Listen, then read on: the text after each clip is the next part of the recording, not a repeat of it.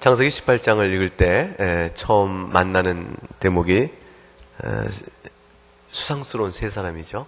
이 신비한 세 사람을 도대체 누군가 하는 생각이 드실 거예요. 그런데 이제 1절에 보게 되면 18장 1절에 뭐라고 되어 있습니까? 누가 마므레 상수나무에 있는 곳에서 아브라함에게 나타나셨다? 누가 그랬죠? 여호와죠. 그러니까 하나님이십니다. 그래서 그 하나님이 아브라함에게 나타났다. 누가 나타났다? 어떻게 나타났나 했더니 눈을 들어본 즉 사람 셋이 맞은편에 서 있는지라. 이렇게 되니까 아브라함이 만난 사람 셋은 여호와 하나님과 관계가 됩니다. 그래서 사람들은 이제 오래전에 이 사람 셋이 하나님 삼위일체 하나님을 가리킨다라고 이제 해석하는 경향이 있었습니다. 그러나 그것은 정확한 근거는 없지요. 즉 사람 셋을 만났는데 그 중에서 여호와를 만났다. 이 두 가지 사실만 있는 거예요. 그런데 그 다음에 보게 되어지면 3절에 이르러서 내 주여 내가 주께 인을 입었사오면 원하건대 종을 떠나 지나가지 마옵소서 이렇게 돼 있죠. 내 주여라는 이 표현이 신앙 고백적 표현입니다. 그러니까 하나님에게 쓰는 말이에요. 그러니까 사람이 사람의 주인에게 내 주여 할 때가 있고 사람이 하나님께 향하여 내 주여 고백할 때 표현이 사소한 차이가 있습니다. 사람에게는 아도니 그러고 하나님께는 아도나이 그렇게 말합니다.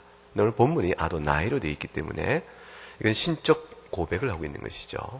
그래서 3절에 비춰보면 틀림없이 이 세 사람은 1절과 3절에 비추어 신적 무언과 관계되어 있는데 그 중에서 대략적인 가장 전통적인 해석은 그리고 중심에 서 있는 해석은 이 세 사람 중에 한 분을 향하여 나의 주 하나님이여 라고 고백했으니 그 한 분이 바로 성육신 하시오신 예수 그리스도께서 구약에 미리 나타나심이실 것이라 이렇게 이해를 합니다. 그리고 다른 둘은 함께 온 동행한 두 사람은 아마도 천사일 것이다 이렇게 이해를 하죠. 그래서 이 두 천사가 나중에 16절에 가게 되면 16절, 17절 쭉 19장 넘어가서 19장 1절에 소돔을 심판하러 갔을 때 저녁 때 그 두 천사가 소돔에 이르니 할 때 이 두 천사가 그 중에 함께 있던 두 천사가 아니겠는가 이 정도로 해석하는 것이 한 흐름이 있습니다. 그러나 이것은 다 해석적 근거를 명확히 갖고 있는 것은 아니고 개연적인 추측입니다. 그러니까 삼위일체 하나님일 것이다 라고 해석하는 것도 하나의 개연적인 추측이고 그 중에 이 세 분이 다 두 분은 천사고 한 분은 성자 하나님이 나타내실 것이다 라는 것도 약간의 개연적인 추측입니다. 그러니까 한 분이 하나님이냐 아니면 세 분 다 하나님이냐 이것과의 관련된 논의는 다소 있지만 중요한 것은 아브라함이 세 사람에게서 신적 존재를 만난다는 것이죠. 하나님을 만난다는 사실이죠. 여호와께서 아브라함에게 나타나셨다 되어 있고 나의 주여라고 고백하기 때문에 세 사람을 만남을 통해 아브라함은 하나님을 만납니다. 근데 그 하나님이 아도나이는 단수로 되어 있기 때문에 그 중에 셋이 전부가 아니요 한 분이 하나님이실 것이다. 그러면 이제 이들을 왜 천사라고 했는가? 예컨대 이제 히브리서 13장 2절에 가게 되면 손 대접하기를 잊지 말라. 부주 중에 천사를 대접하는 이들이 있다. 이렇게 말씀이 나오죠. 그래서 평소에 믿는 사람이 다른 사람을 향하여 이렇게 자선을 베풀고 이렇게 대접하는 일에 늘 일상적으로 해야 될 일에는 강조를 하는 가운데 천사를 대접하는 이들 누구를 가리켜 하는 말일까요? 이것이 아브라함이요 19장의 롯의 경우를 의식하고 하는 것일 것이라 이렇게 생각합니다. 물론 사사기에 가면 마노아도 있습니다만 마노아는 대접을 하려다가 천사가 끝까지 이루어지지 않으니까 아니고 결국 이제 창세기에 아브라함과 롯을 생각할 수가 있는데 근데 왜 천사들이라고 했으니까 다 그럼 천사지 왜 그 중에 하나님이 계시다고 말하는가? 그럴 때 여호와의 사자라는 표현, 여호와의 사자, 보냄을 받은 자는 사자라는 표현과 천사라는 표현은 서로 같은 표현입니다.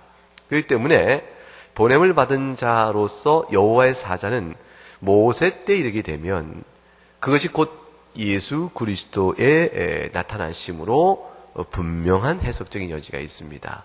그렇기 때문에 히브리서 13장에서 천사들을 대접한 일이 있다 해서 이것이 피조물인 천사만을 제한하는 것이 아니고 그 중에 하나님도 여호와의 사자로서 계실 수 있고, 그렇다면 누구겠느냐? 그럼 성자 하나님일 것이다. 이렇게 이해가 이어지는 것이죠. 그래서 히브리서에서 천사라, 다시 말하면 보냄을 받은 자로서의 일컬음의 이름을 갖고 계신 그런 하나님이라면 누구 계신가? 그러면 여호와의 사자이신 곧 예수 그리스도, 그분의 구약적 나타나실 것이라, 이렇게 이해하는 거죠. 따라서 세 사람이 다 삼일체 하나님일 것이라는 해석도 있지만, 그러나 그 중에 한 분, 여호와의 사도로서의 예수 그리스도 한 분과 다른 천사가 같이 오셨다, 이렇게 해석하는 것이 또 한 가지 틀을 갖고 있습니다. 그런 정도의 의미를 갖고 이제 그 정도로 일단 납치면서 우리의 질문은 어디로 넘어가냐면, 왜 오셨을까? 왜 아브라함에게 나타나셨을까? 이제 그것도 이제 성경의 중요한 교훈을 받아가는 것이죠. 왜 나타나셨을까요?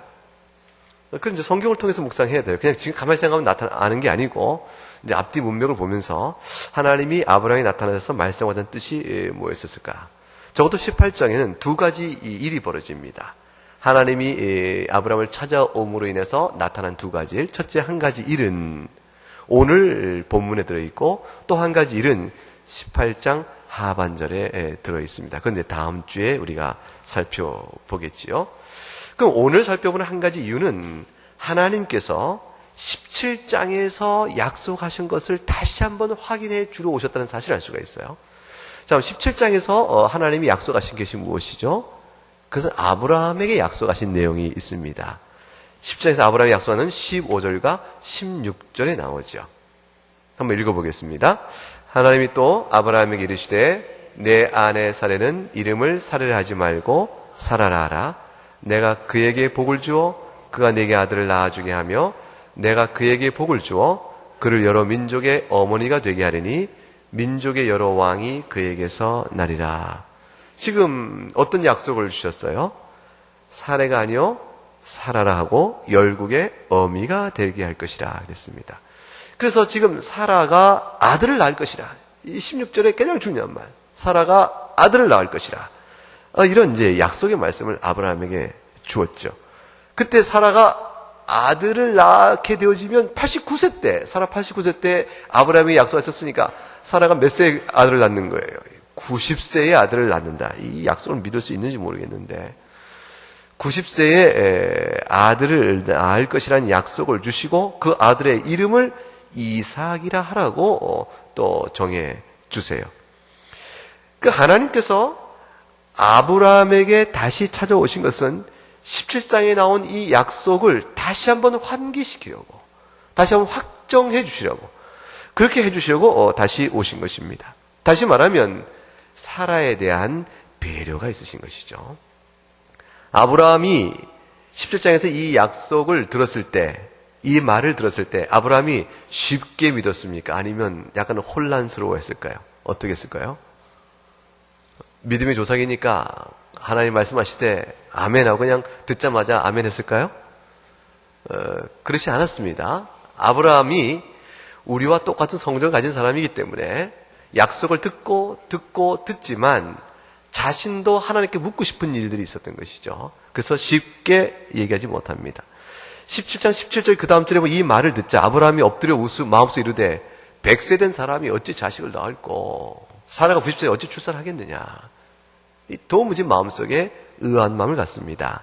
웃으며 마음속에 했으니까 이 약속을 주니까 너무 기뻐서 100세 된 나도 이제 자식을 드디어 보겠구나, 90세 살아도 드디어 보겠구나, 너무 기쁜 소식이라 어쩔 줄 몰라서 웃은 거 아닌가 이렇게 생각할지 모르지만, 그러나 18절에 보게 되면 그렇게만 쉽게 생각할 수 없는 부분이 나오죠. 하나님께 아브라함이 대답을 합니다. 조금 나쁘게 말하면 대꾸를 하는 거죠. 뭐라고 얘기해요? 이스마엘이나 하나님 앞에 살기를 원하나이다. 이스마엘이 누구 아들이에요? 자신과 누구죠? 자기의 몸종이었던, 사람의 몸종이었던 하갈과 사이 난 아들이거든요. 내가 이미 아들이 있습니다. 그러니까 하나님 앞에 살기를 원하나이다.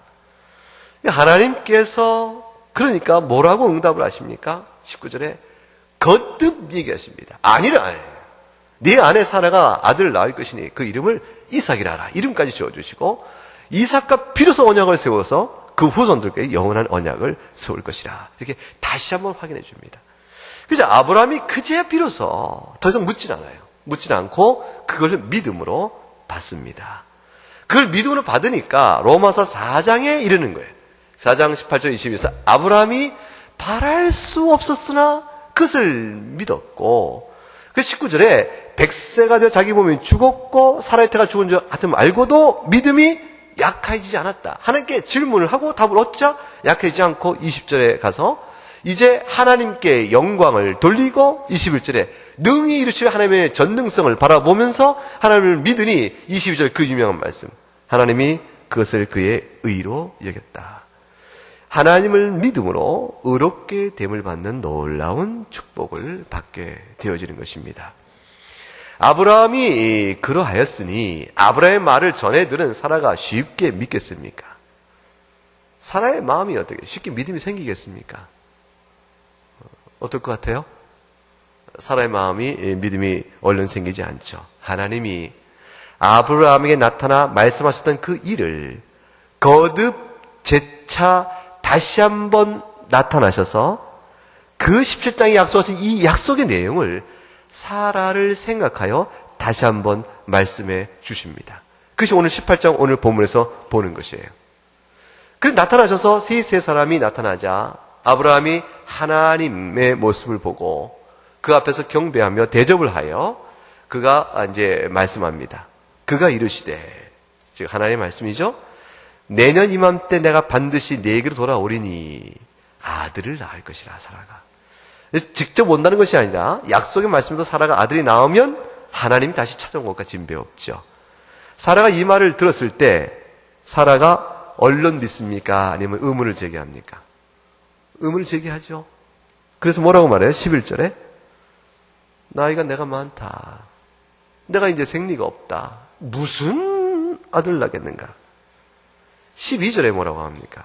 나도 노쇠했고 내 주인 늙었으니 내게 무슨 즐거움이 있겠는가? 이 즐거움은 말이에요. 뭐냐면 부부간의 사랑의 즐거움이에요. 그러니까 나도 늙었고 내 주인 늙었는데 무슨 젊은 부부처럼 우리가 부부간의 사랑을 나누는 즐거움을 갖겠는가? 그래야 자식을 볼 거예요. 하늘을 뭘 봐야 그 말이 있는데 그 뭐죠? 아무튼 뭐 그런 게 있어요. 그런 거죠. 지금 우리가 그럴 처지가 아니라는 거죠. 그럴 처지가 아니래. 그러니까 하나님 잘 모르시는 것 같다. 이런 얘기죠. 사라가 의문을 던집니다. 이거는 당연한 의문이에요. 있을 수 있는 의문이에요. 사라가 믿음이 없다 이렇게 얘기할 것이 못 되고 사라의 마음속에 맺혀진 마음을 생각해 보세요. 아브라함과 혼인하여 젊은 시절부터 계속 얼마나 자식을 바랐겠어요. 끝끝내 주지 아니하시자 결국 생각해서 하나님의 약속까지 받았는데 아브라함의 후손, 나의 주인 아브라함의 후손을 통하여 하늘의 별처럼 해변의 모래처럼 풍성한 자손을 주겠다 약속까지 받았는데 자신에게 자식이 없어요. 이 일을 어떻게 이룰까? 고민 끝에 이룬 일이 뭐예요? 하갈을 통해서 자녀를 보게 한 여자의 마음이니까 이 사라의 마음이 쉽게 그 말을 듣고 지금 90세가 다 돼가지고 예스, 아멘 그럴 수가 없게 되겠죠. 이해할 만한 상태죠. 하나님께 이 사실을 아시고 13절에 네가 어찌 그런 말을 하는가 하고 물으세요. 웃음의 이유를 싹 물으신 거죠. 14절에 뭐라 하십니까? 하나님께 능하지 못할 일이 어디 있겠느냐. 반드시 아들이 있으리라. 그러자 사라가 부인하죠. 겁이 덜컥 나는 겁니다. 마음을 들킹버린 거잖아요. 그러니까 뭐라고 15절에 얘기합니까? 안 웃었습니다. 그러니까 15절에 하나님이 네가 웃었느니라. 하나님이 책망하지 않으시죠. 이미 다 보시면서 그걸로 벌 주려고 물으신 것이 아니고 사라의 연약한 믿음을 보시고 달래시고 확인시키시죠. 여지껏 하나님이 사라의 태를 열어 자식을 주지 않으신 하나님의 이유가 있었기 때문이에요. 하나님이 큰 이유를 가지고 특별한 이유를 가지고 사라의 태를 닫아놓고 계신 것이었습니다. 그동안 사라가 겪었던 많은 마음 상함과 아픔과 수모와 멸시와 그 모든 고민들을 다 아시는 주께서 이제 90이 된 알 것이라고 말씀하니 사라가 얼뜻 못 믿는 건 당연한 일이죠. 하나님이 그러면서 사라의 불신앙적인 연약함을 그대로 아시고 오셔서 그를 달래시고 연약함을 위하여 찾아오셔서 재차 약속을 확인하십니다. 하나님은 어떤 분이세요? 하신 약속을 반드시 지키시는 신실한 분이시고 약속을 반드시 이루실 만한 능력 있는 분이시요.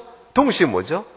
믿음이 없어 연약하여 흔들린 자까지 재차 찾아와 그 하나님의 약속을 믿게끔 달래시고 이끌어 가시는 말할 수 없이 좋으신 분이시죠. 여러분의 믿음은 지금까지 오는 동안에 처음부터 굳게 성숙해서 잘 믿었습니까?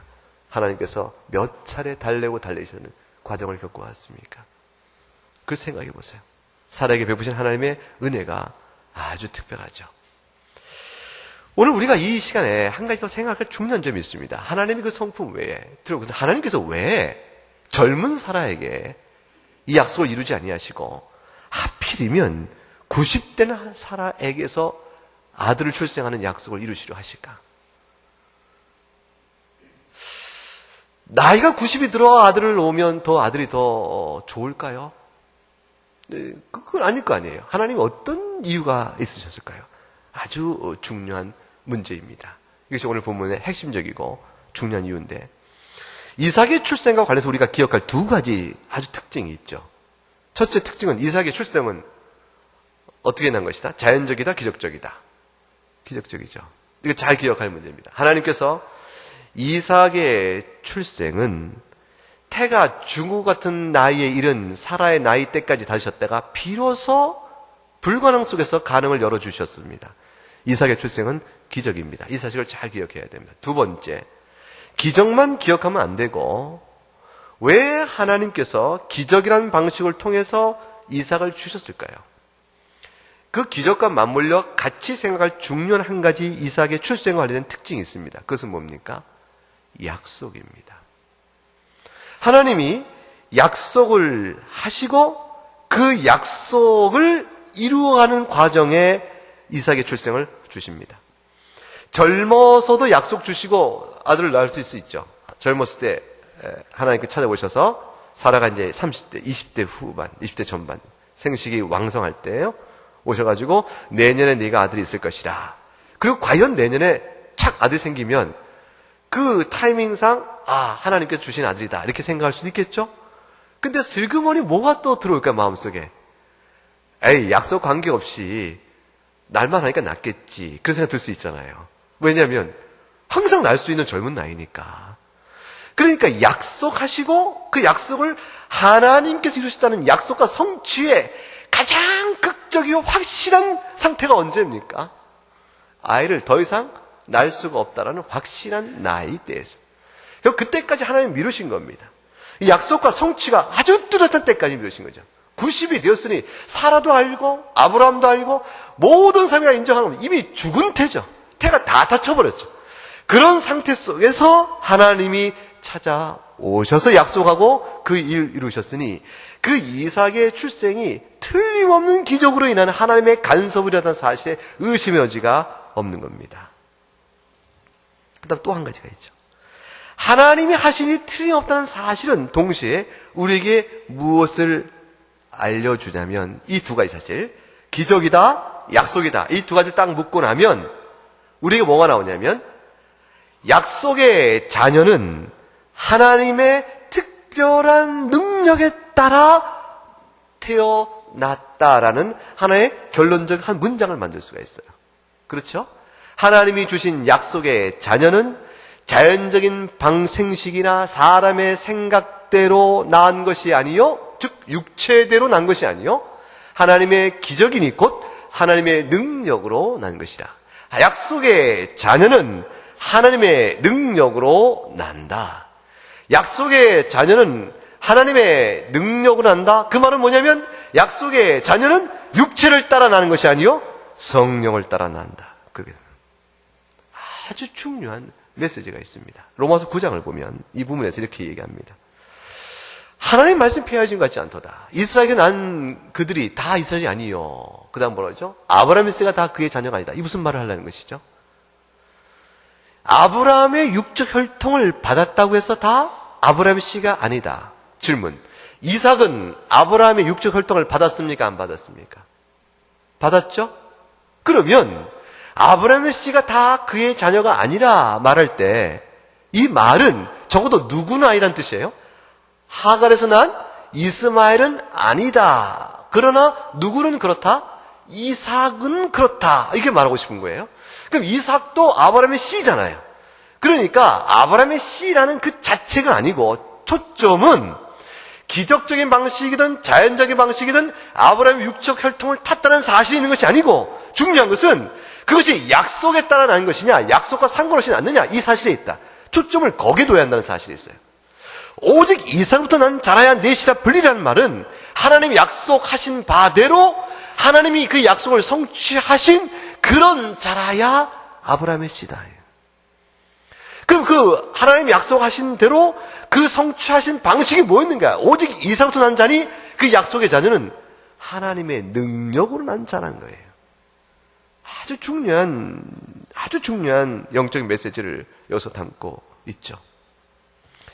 그러니까 아브라함의 씨가 다 그 자녀 오직 이삭부터 난 자라 넷이라 불리는 오직 이삭부터 난 자라야 넷이라 불리는 말의 뜻은 결국 같은 아브라함의 씨라고 해서 다 씨가 아니요. 다시 말하면 육적 혈통에 따라 아브라함의 후손이 결정되는 것이 아니고 마치 이삭이라야 아브라함의 후손이라 말씀하신 그때를 보라보니 하나님이 약속하시고 하나님의 기적으로 출생케 한 자라야 약속의 성취가 이루어진 자니 그것은 곧 약속에 따라 온 자여 곧 하나님의 능력에 따라 난 자이므로 하나님의 누가 아브라함의 후손이 되는가는 질문 앞에는 하나님의 약속과 능력에 따라 나는 자입니다. 이게 답이라.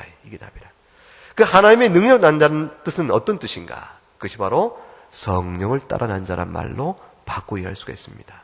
그렇기 때문에 중요한 하나님의 자녀가 되는 아브라함의 후손이 누구인가라는 질문 앞에 답을 여기서 찾는 거예요. 누가 아브라함의 후손인가?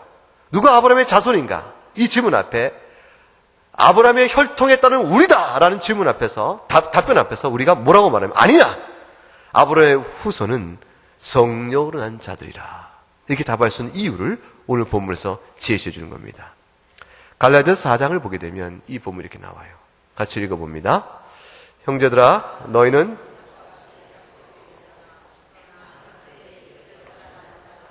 성령을 따라하는 자를 박해한 것 같이 이제도 그러하도다. 하갈은 몸종이고 사라는 여준이었다. 이런 신분적 차이가 중요한 것이 아니고 그건 아무 의미가 없어요. 사라는 약속을 받은 자인데 하갈은 약속을 받지 못한 자이다. 그것이 중요합니다. 그래서 하갈을 통하여 아브라함의 육체의 혈통이 후손이 오지만 그 자는 의미가 없고 사라의 몸을 통해서 즉 약속을 받은 자의 몸을 통해서 기적적인 방식에 따라 난 자, 그 자가 의미가 있습니다. 그러므로 그 자를 가리켜서 약속의 자녀는 곧 하나님의 능력으로 난 자는 것과 동일시 되어버립니다. 그래서 오늘 갈라디아서 4장에 사도 바울이 말하기를 너희는 이삭과 같이 약속의 자녀라. 우리를 보고 이삭과 같이 약속의 자녀라고 말합니다. 도대체 우리가 언제 약속을 받는 자녀? 이삭과 같이 약속의 자녀라니 어떤 의미에서 약속의 자녀죠? 이삭과 같이 그것을 말할 때 29절에 성령을 따라 난 자들이기 때문이다. 즉 이삭이 하나님의 약속에 의하여 죽은 태 속에서 기적적인 하나님의 능력으로 난 거와 같이 우리도 죽은 자였는데 성령의 은혜로 말미암아 기적적으로 난 자들이 되어졌느니라. 이것이 바로 아브라함의 후손이 누구인가를 말할 때 이삭이라야 아브라함의 참 후손인 것 같이 너희들이 바로 성령을 따라 난 자이므로 아브라함의 참 후손이 되느니라. 그 말입니다. 이 사실을 드러내 주시려고 하나님은 사라의 태를 그때까지 닫아 놓으신 것이고 그때서 피로서 열어주시면서 이 은혜를 베풀어 줍니다. 요한복음 3장에 가면 주님이 이 말씀하셨죠. 읽어봅니다. 예수께서 대답하시되 진실로 진실로 내게 이르노니 사람이 물과 성령으로 나지 아니하면 하나님 나라에 들어갈 수 없느니라. 육으로 난 것은 육이요 영으로 난 것은 영이니 내가 네게 거듭나야 하겠다는 말을 놀랍게 여기지 말라. 주께서 그대로 말씀하셨습니다. 거듭난 자, 영으로 난 자, 성령의 능력으로 죽었으나 살아난 자, 이와 같은 자들이라야 약속의 자녀요, 과연 이삭과 같이 하나님의 능력으로 태어난 자니 그가 바로 아브라함의 참된 후사다. 그러므로 아브라함과 이삭에 준 그 놀라운 복의 약속, 하늘의 별처럼 해변의 모래처럼 그 후손들을 많게 하겠다는 그 놀라운 약속의 성취는 누굴 통해 이루어집니까? 바로 예수 그리스도를 믿는 우리를 통하여 이루어집니다.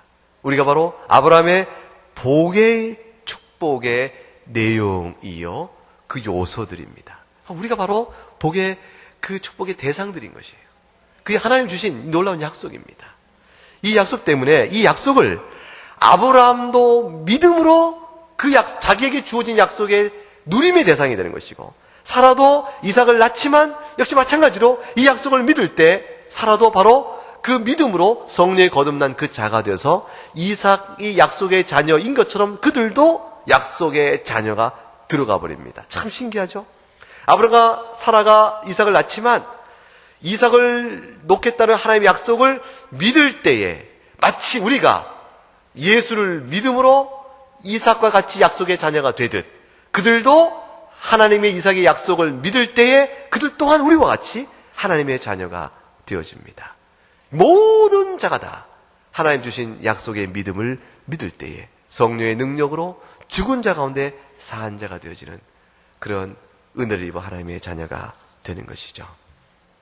이 사실은 너무 신비한 일입니다. 너무 놀라운 일이죠. 이미 창세기 18장 이삭 출생 속에 하나님은 예수님이 요한복음에서 말씀하셨던 바로 그 놀라운 영적 중생의 비밀이요, 거듭난 비밀을 이삭의 출생 속에 이미 담아주고 계시죠. 그걸 위해서 사라의 태를 90세 될 때까지 미뤄놓으신 것이고, 그때서 비로소 아브라함에게 그 무수한 자손의 약속을 주셨지만 겨우 아들 하나를 그때야 주시는 그 일을 허락하시면서도 무궁한 후손의 약속을 이루었다. 그래서 아브라함이 뭐라 하냐면 약속을 받은 자로 돼. 그 약속이 이루어지지 아직 않았으나 이삭 하나를 보고 모든 약속 성취를 굳게 믿고 하늘을 본향 삼아 믿음으로 갔다. 이렇게 얘기하는 거죠. 그것이 성경 전체가 왜 한 권의 책인가, 창세부터 계시록까지가 왜 한 권의 말씀인가를 우리에게 바로 말해줍니다. 사라가 이 놀라운 사실을 믿지 못합니다. 자신의 처지만 보기 때문에 그렇죠. 자기 형편과 처지를 보니까 믿을 수가 없습니다. 그래서 웃습니다. 나도 노쇠했고 내 주인 늙었으니 우리 가운데 무슨 즐거움이 있겠는가. 그러므로 애써 음을 던집니다. 주님 뭐라고 말씀하십니까? 왜 여호와께 8장 14절에 능치 못할 일이 있겠느냐. 내가 돌아오리니 내게 아들이 있을 것이라. 과연 그 약속대로 하나님은 사라의 태를 열어서 죽은 자 가운데 생명을 부어주십니다. 그리고 그 약속의 태를 이어서 오늘까지 아브라함과 이삭과 야곱의 하나님으로 이어져는 우리의 믿음의 대상이시오, 경배 대상인 하나님이 계신 겁니다. 하나님 지금도 살아 계시죠. 우리가 연약하여 믿음이 흔들릴 때, 그러나 우리 가운데서 계속 말씀을 보여주시고 이 살아계신 하나님이 역사하신 그 구원 역사 줄기 속에서 오늘도 택한 백성을 계속 불러내시면서 언약의 백성들을 이끌어내십니다. 그 증거로 우리가 서 있고 교회가 세웠고 2000년 교회가 이루어져 온 것이죠. 앞으로 죽으실 때까지 그 같은 일들은 계속해 나갈 것입니다. 전도의 끈을 이어가면서 계속 여호와께서 능하지 못할 일이 있겠느냐, 주 재림하실 때까지 허다한 해변가의 모래 같은 주의 백성들을 불러내실 것입니다. 그 부르심 받아 우리가 오늘 이 시대에 하나님의 백성 살고 있음이 얼마나 기쁜 일인가를 생각하시고, 우리가 얼마나 연약한 가운데 있을 때라도 사라의 믿음의 연약함을 보시고 찾아오셔서 재차 약속을 확인해 주시면서 그 믿음을 세워주시는 하나님의 인자하심과 긍휼하심 앞에 기뻐 찬양하고, 동시에 약속을 끝까지 말씀하신 대로 신실하게 지키셔서 그리스도가 직접 오시고 재림의 약속을 바라보는 우리들에게 재림의 약속을 흔들려 오시 믿도록 이끌으신 하나님의 놀라우신 능력과 신실하심을 바라보도록 이끌으신 하나님을 찬미하고 경배하고 기도해야겠습니다. 한번 우리 합심에 한번 기도하도록 하십시다.